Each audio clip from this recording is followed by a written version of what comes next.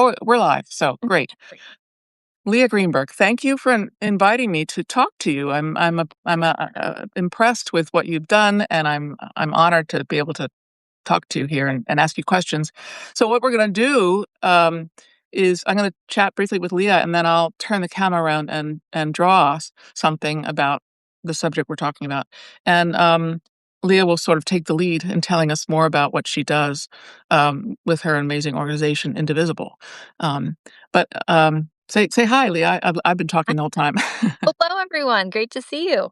Yeah.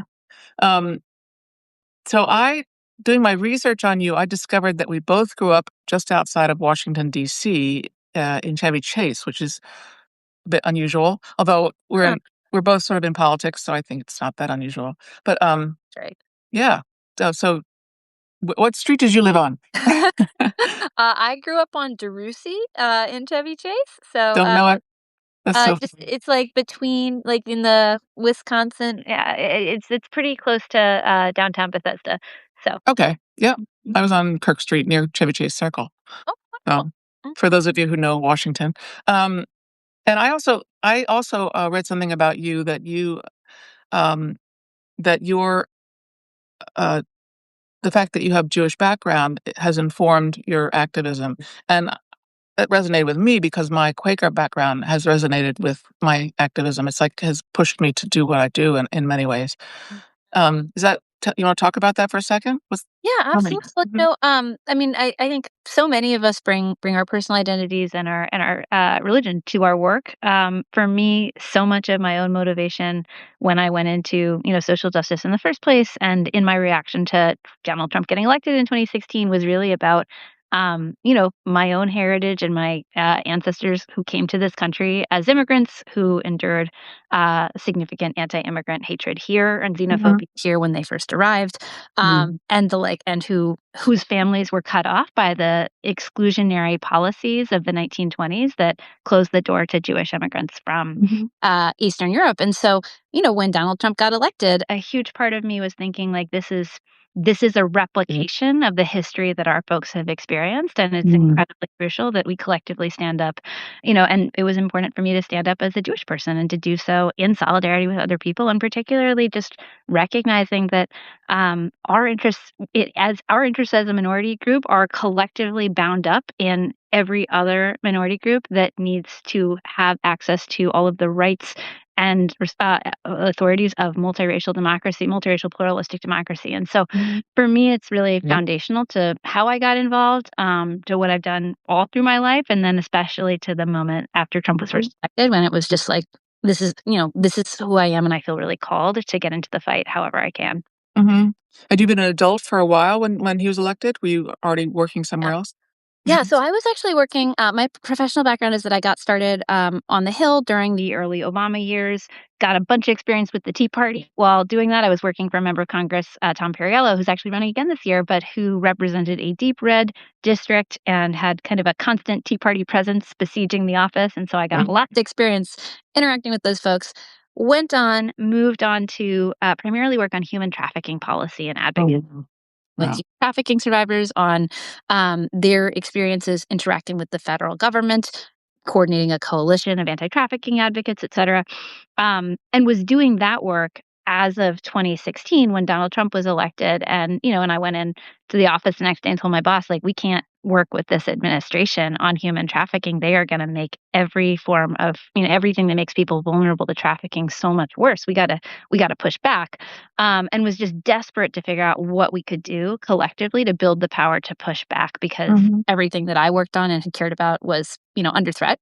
And in that moment, went back together with my husband, who's also my co-executive director now. We kind of went back to our roots as early Hill staffers, and we thought about Well, yeah. how effective we had seen a local organized insurgency of grassroots activists be in stopping a lot of the Obama agenda in the Mhm. form of the Tea Party. And we thought, like, well, let's just replicate that model minus the racism and the violence. Let's take what was really insightful about their model, which was hyper local organizing, very focused Mhm. on their own elected officials, and let's like tell people how it works and make it available to the world and start to share it out so that people around the country can take their power into their own hands. And that's That's where so.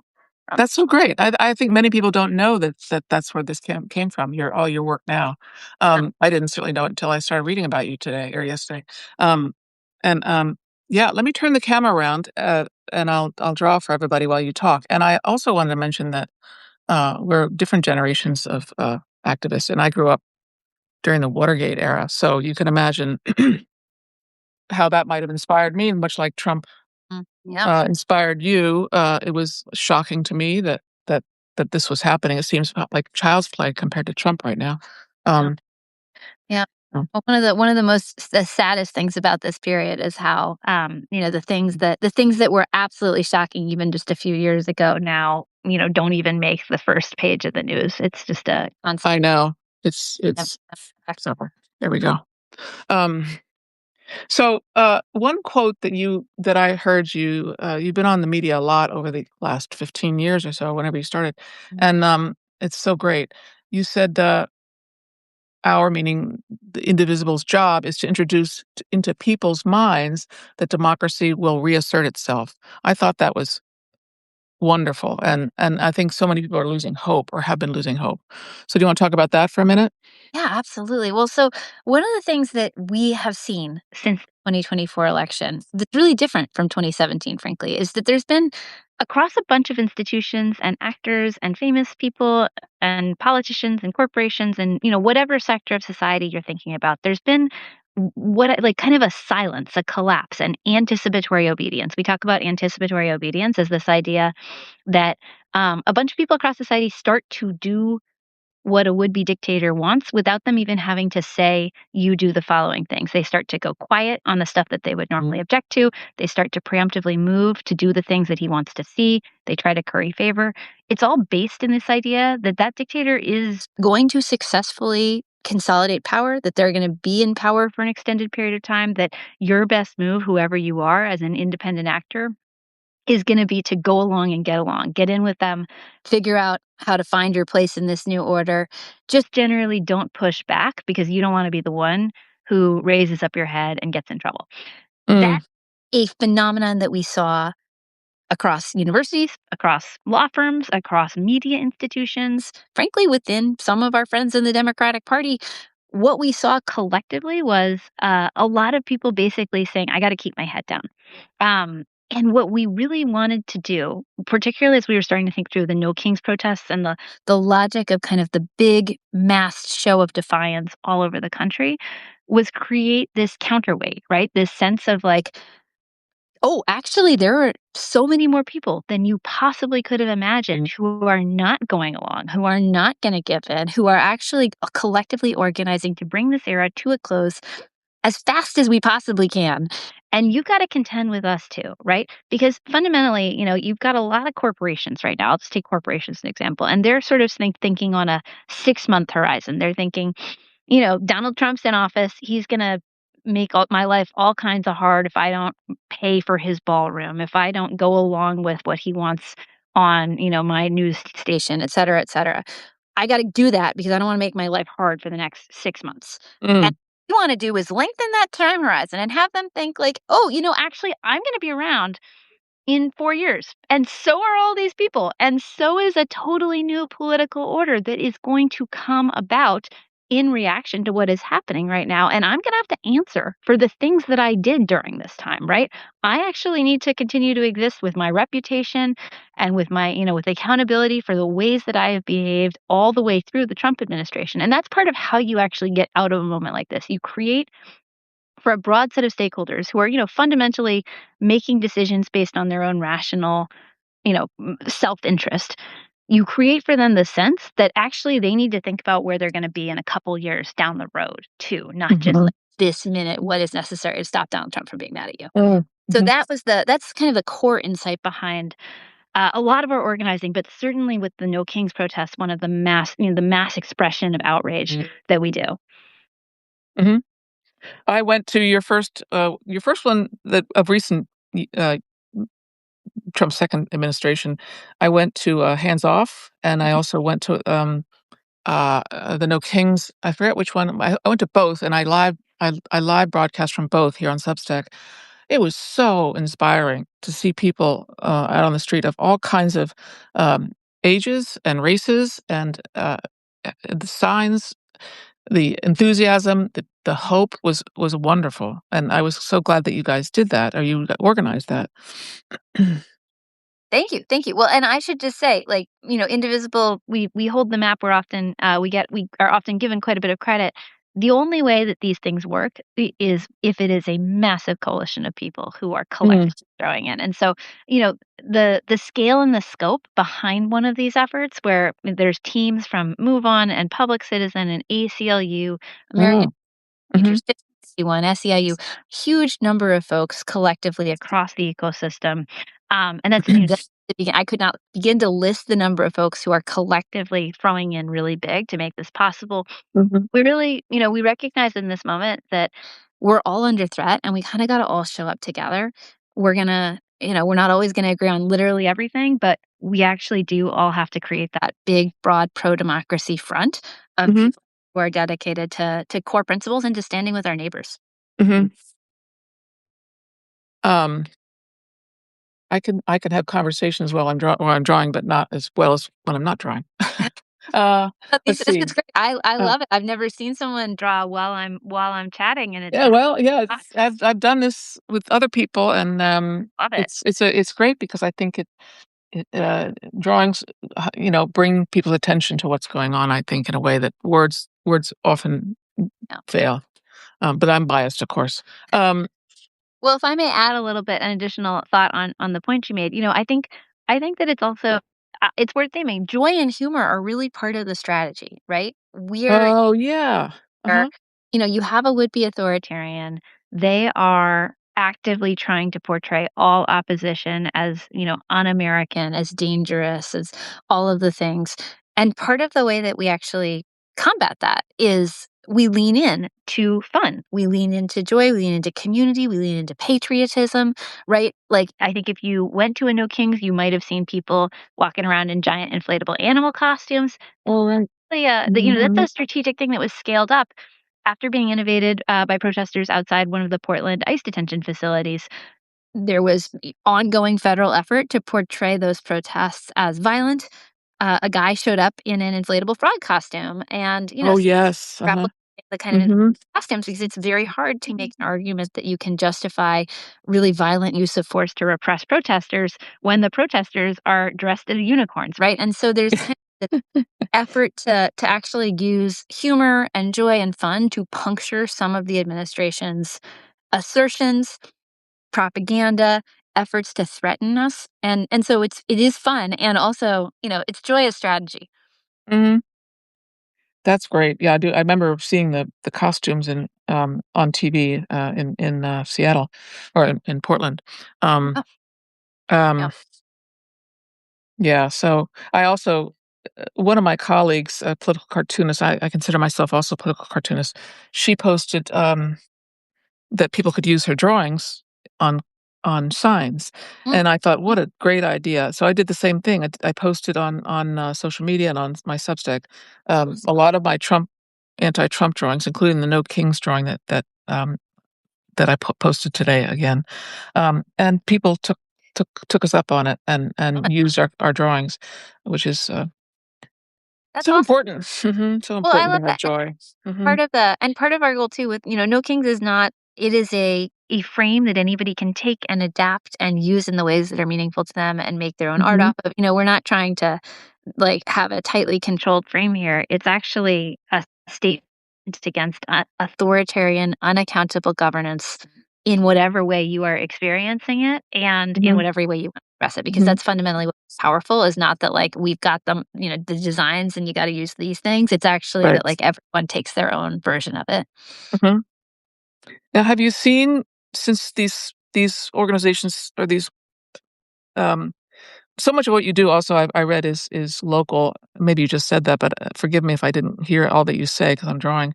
But, the local aspect, you've got the big massive protests and gatherings, that I referred to, No Kings and Hands Off. Um, and also I want you to talk about the one coming up on March 28th. But, you also have smaller smaller gatherings. And also you have, the town halls. You and other groups were working with the town halls. Can you talk about the town halls? Because I know we were all watching that on the news, and it was very interesting. Absolutely, yeah. So, so first of all, every Indivisible group is an independent local grassroots group, and it was started by someone who, frankly had enough. Somebody who Mm, said, I got to figure out what to do because clearly things are not getting done on their own. And so, that means that they vary in size and complexity from, a dozen people in a small town to thousands and thousands of people in major cities. And they do all kinds of stuff. They do advocacy, they do mutual aid, they do immigrant defense work, they do protest, they do electoral work all over the map. Incredible variation and creativity. One thing that we are definitely more known for is town halls. This was mm, one of our founding tactics when we got started. We replicated really again like a lot of the Tea Party playbook, and I took some of my most traumatic memories of staffing town halls that were going wildly off the rails and turned it into something that's useful for people around the country. So glad that I could help there. Um, but the basic idea is that town halls are a really crucial moment for elected officials to understand the pulse of their district, and that if you are thoughtful and organized and show up in a really intentional way, you can really get the attention of your elected officials in a big way. And I think we saw that, for example, with the Doge town halls earlier this year, where we mhm, had people in really, really red areas who were showing up en masse and scaring the heck out of even pretty like safe Republican seat congressmen because they simply didn't expect that level of resistance and opposition in their own mhm, district states. Now, I think there's also an important point within that that's worth calling out, which is that as town halls have been used super effectively, one of the responses by a lot of electeds has been to simply like no longer do them. They try to make themselves as unavailable as possible. They try to avoid mhm, as much as possible being put in any situation where they might encounter a constituent who disagrees with them. mhm, There's a reason why you mostly saw red areas with those, town halls with people who are objecting to Doge cuts and really, holding their members accountable. And it is because a lot of the swing district members of Congress simply no longer do town halls. They are not accessible to the public. If they do anything, it's something like a telephone town hall where they can screen all the questions and try to stop anything critical from getting through. So there's an ongoing challenge where a lot of elected officials are doing everything they possibly can to insulate themselves from the actual will and voices of their constituents, even as they simultaneously enact this anti-democratic agenda. And I think it's important to understand that all as part of the same cycle. mhm. Do you have I've traveled in Europe in the last year, and over there, they don't really, my cartoonist colleagues mostly, because I travel for that kind of organization or that kind of work, they're like, "What's going on? What's going on with the United States?" And we don't, we're worried, and we don't know what you guys are doing. Nobody's pushing back. And I said, "Oh, no, no, I think people are pushing back. I really believe that. It's just not reported, perhaps not reported as much in the papers or the publications they're reading, but so I have hope, because I see a lot of, Americans, raising their voices and being present, expressing what they believe, but, so my question is twofold. Um, do you have hope? Do you see this even increasing in the last year since the gatherings have happened this year or last year? And also, how's the media treating you? Yeah. A great question and very interlinked. Yeah. Mm, One of the really interesting phenomena about the last year and a half has been the delinkage of what we are seeing on the ground with media narratives. And this was true like literally the week after the election. We were seeing basically within 24 hours a massive upsurge of people who were horrified, outraged. They were grieving, right? Like they were taking a minute to process, but they wanted to get mm, involved pretty much immediately. We had 140,000 people on a mass call literally 2 days after the election.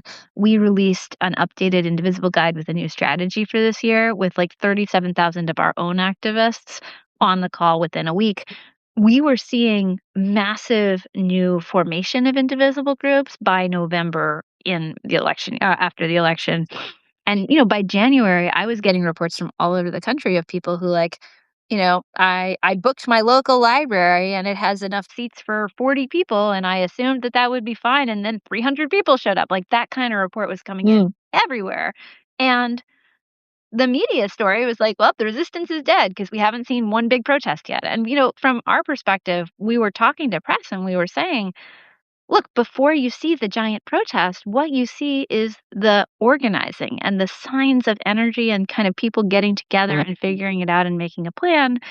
And then you see the big showy, display of opposition, but it's currently happening if you care to actually call someone and check out what's going on." And I would say there are a few journalists who really did do that, right? Like Sarah Mhm, Wire of USA Today, Rebecca Traister of New York Times or New Yorker mhm, Magazine. Sorry, New York Magazine.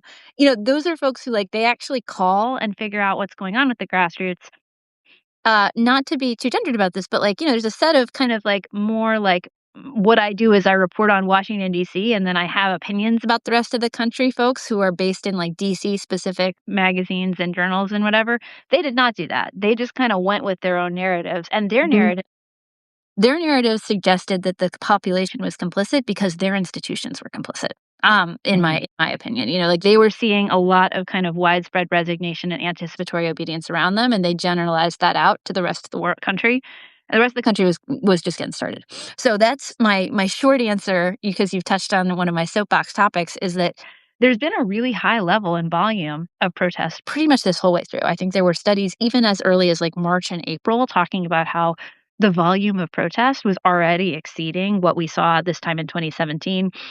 If you Yes. actually compare by the numbers, we're operating at a scale that's, just shockingly higher. Just to give an example of that, the single largest protest of the first Trump term were the Families Belong Together protests of 2018, protesting family separation, led by Move On, National Domestic Workers Alliance, Leadership Mhm.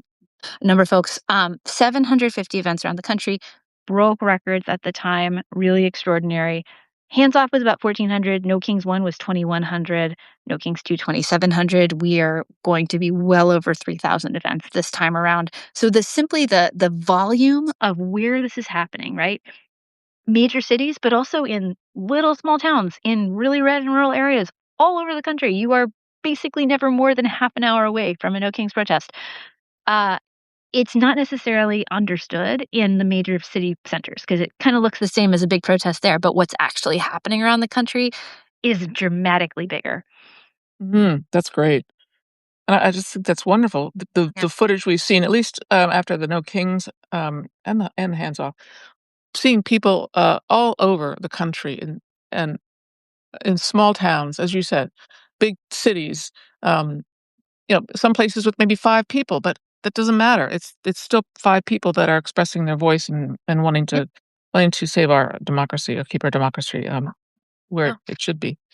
Well, So and often those mhm. small town the places where these can be really catalytic events are often the smaller places, right? Because, a really common story that I hear from people who are forming an Indivisible group now is, we had the first protest we've ever had in our small town, and I found out that there were 25 people who actually felt the way I did, which I didn't know about, and now we're Oh. forming a group, and we're gonna keep it going together, because once people find that sense of community and purpose and ability to move, to make change together, it's really addictive. They keep going. That's great.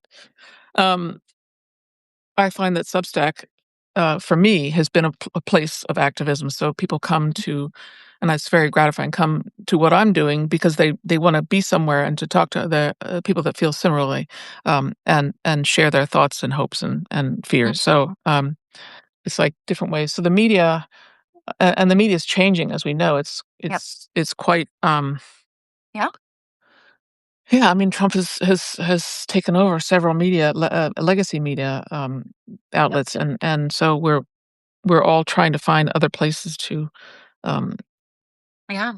speak Well, our minds. Mhm. I mean, Yeah, and that tracks from what we've seen with our own folks where, in the first Trump term, I think there was a lot of trust in and appreciation for the role of media organizations that regularly challenge the administration. And this time around, we've seen billionaire capture of a bunch of those institutions and just an extraordinary kind of collapse in trust and faith in places that, historically have held true to a mission. It's not that we're all 100% aligned on everything, but that right. we're willing to hold power to account. And, this time around, if we get an article about us in the Washington Post, it doesn't matter as much because people have lost their trust, and it's really sad, Yeah, it's true. really deep. And particularly, it's sad because there's just extraordinary amounts of talented, dedicated professionals who have been doing the work all those places all along and have been betrayed by their leadership and management.